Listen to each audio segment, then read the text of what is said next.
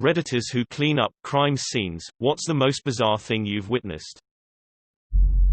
I've got a ton. I used to do CSI work and was an autopsy tech, so I would both go to the scene, investigate, bring the body back to the morgue, and help with the autopsy. Anyways, this person the spouse, and stuffed the body into a fridge, and buried it in the woods. When you have a body exposed to the elements, you have normal decomposition to look forward to, such as insects, bloating, gases, skin coming off, bones showing, etc. Once you've seen a few, then you know that this kind of decomp state of body is normal and you know what to expect. There are varying levels of stuff you deal with, but it's all within an expected spectrum of the job. Hope that makes sense. However, in this case, this person was sealed in, so you didn't have any of that. They were essentially stewing in there for almost a year, might have been longer. I don't remember the exact time. I wasn't there on scene when they found the person, only in the morgue, to help with the autopsy. So I prep the room, doctor comes in, and I pull out the body from the fridge and wheel them into where we do the actual autopsy. Opened the bag, and oh my god, the smell. I'll never, ever forget the smell. I've dealt with bodies in various stages of death and decomposition, but holy this was on 10 other levels. Now the morgue has HEPA filters and all that, but I'm pretty sure they shut down too because of the smell. It was so bad I gagged, which I've never done before, and almost threw up in my mask. The doctor was struggling too. The doc double-backed and almost looked like they were gonna faint.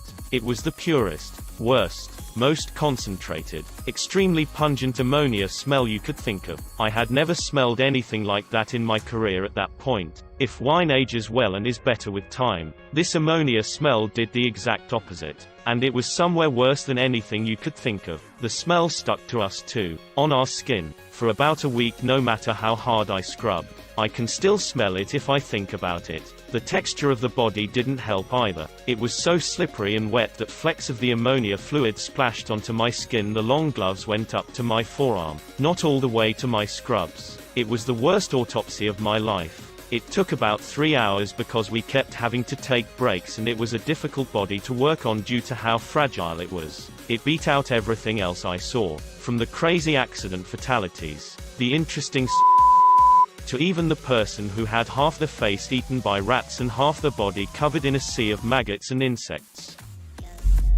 I don't clean them for a living, but had to clean a few apartments when my uncle managed an apartment complex. We had one tenant OD on. He sat there for roughly 3 weeks before anyone noticed the smell. They took his body and left it to us to clean up. The dude vomited on the ceiling. There were little dry droplets of vomit all over the ceiling right above where he died, and to top it off he basically liquefied and left a puddle of gut juices on the concrete foundation underneath the carpet. I thought that was left to a professional team. But I guess it's optional, and if you don't want to pay for it, you can scoop the brains and blood up yourself. I'm a medic, so similar I guess. One time we found this guy dead in his home in the corner of the living room, tucked around the couch. Up, no cloths on. Literal coffee ground looking spread everywhere across the house. On the floors, furniture, walls, everywhere. Along with mass amounts of liquor bottles and glass everywhere. He had massive GI issues along with drinking himself to death. Don't know what was worse, the smell or the scene. Okay, not a crime scene cleaner, but am a medic. Have a few bizarre ones. Came into a home to find a man who had attempted to commit by putting a pistol under his jaw but failed. Had a second thought. He ended up having to crawl 5 feet away to where he had thrown the pistol after only blowing the left side of his face off to finish the job. The second one did the trick. Just about every surface in his living room had some remnant of the poor guy. He left behind 2 kids. Another time we had a husband who had caught his wife cheating and had turned on the garbage disposal and forced her arm down it. Massive hemorrhaging. But unfortunately she was D.O.A. Husband ended up with a self-inflicted shotgun wound. PSA. People really don't understand just how messy a shotgun can make things. Think the Hulk smashing a blood and brain-filled piñata. And this one was more weird than anything, but here goes. Older gentleman we were called to after police performed a wellness check. Late 70s. Nice house. Nice foreign car in the driveway. Pictures of prayers and crosses all over the house. We had into the bedroom and there he is naked except for what I assume was one of those sexy nun Halloween costumes. Honestly I don't know, but he ended up having a heart attack mid-pleasure time while choking himself with a rosary. Definitely one of the weirdest things I ever saw during my time working the box. My best friend used to have this job. Most of the bizarre stuff was cleaning up. Found a guy's full intact mustache across the room when he blew his head off with a shotgun. One guy tried to kill himself by shooting his stomach with a small caliber pistol. He didn't die immediately, so he wrote tons of whacked out stuff on the walls with his blood, then finished the job. USAR team op. Propane, nat gas explosion. Guy's arm was holding onto a ladder going up a holding tank. No body, no anything, just an arm.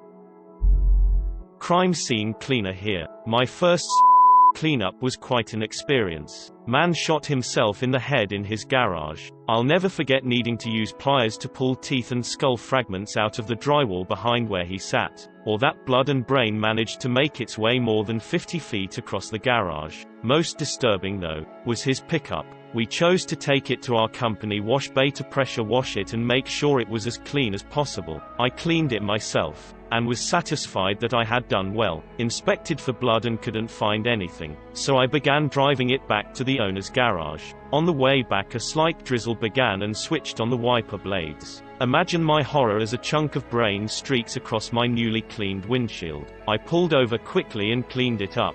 But it still makes me sick to think what would have happened if it didn't rain that day. This man's poor wife or daughter would have been met with that sight and been crushed again by the impact of that 10 years ago, and I'll never forget it. Now I triple or quadruple check every job.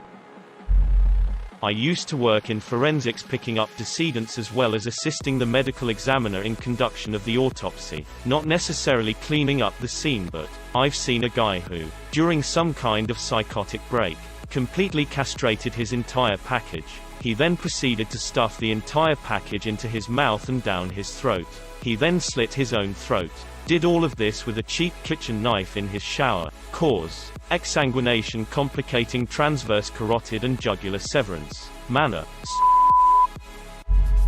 was dispatched to a vehicle versus pedestrian call a couple months ago, and when we arrived on scene it was like something out of a movie. Dude was running across a fairly busy 4-lane road and was hit by a car traveling about 55 miles per hour. After his head went through the windshield of the first vehicle, he then proceeded to be thrown into the opposite lane and was ran over and drug about 20 yards by another vehicle. Once the coroner was on scene with traffic investigations, we proceeded to pick up his organs bit by bit. It was a fantastic anatomy lesson.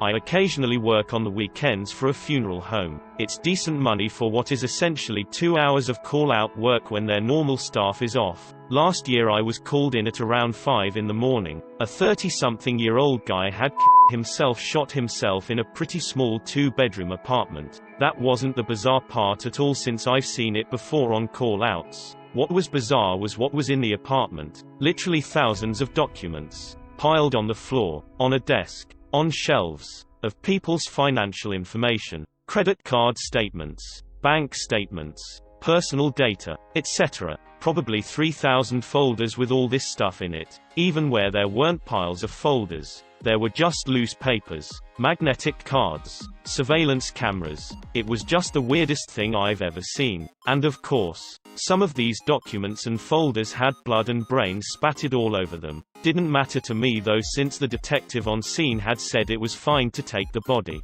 The police had to clear a path by collecting the papers from the route we would take from the door to the apartment to where he was. A couple of months later, it came out that the guy had over $1 million in cash and Bitcoin. Apparently the state police were onto him and he decided he didn't want to try to run with his 7 figures or go to jail for what would have been probably less than 10 years. Family member did heavy-duty cleaning including crime scenes. A guy shot his head off with a shotgun. EMTs were supposed to pick him up literally, but missed a large chunk of brain behind a couch. That was when said family member decided to find other engagement.